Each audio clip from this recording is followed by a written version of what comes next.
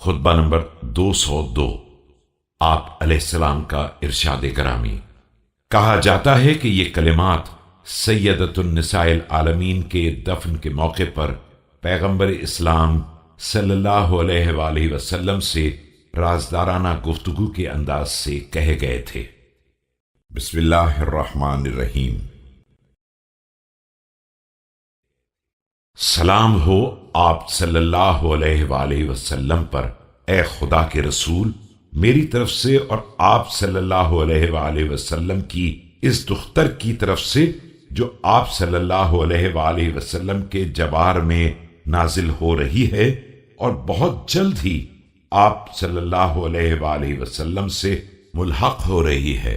یا رسول اللہ، میری قوت صبر آپ صلی اللہ علیہ وآلہ وسلم کی منتخب روزگار دختر کے بارے میں ختم ہوئی جا رہی ہے اور میری ہمت ساتھ چھوڑے دے رہی ہے۔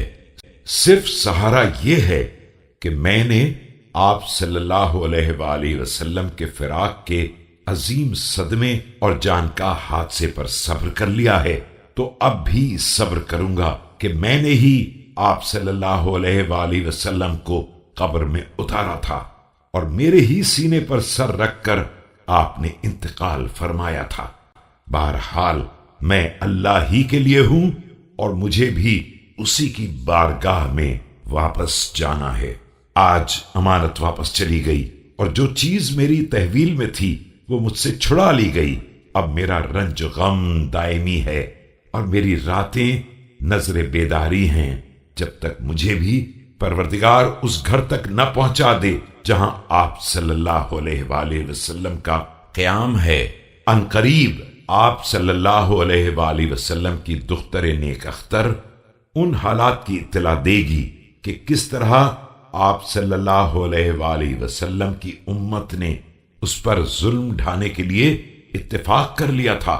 آپ صلی اللہ علیہ وآلہ وسلم اس سے مفصل سوال فرمائیں اور جملہ حالات دریافت کریں۔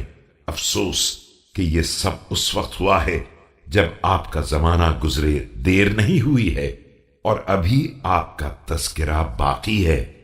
میرا سلام ہو آپ دونوں پر، اس شخص کا سلام جو رخصت کرنے والا ہے اور دل تنگ و ملول نہیں ہے۔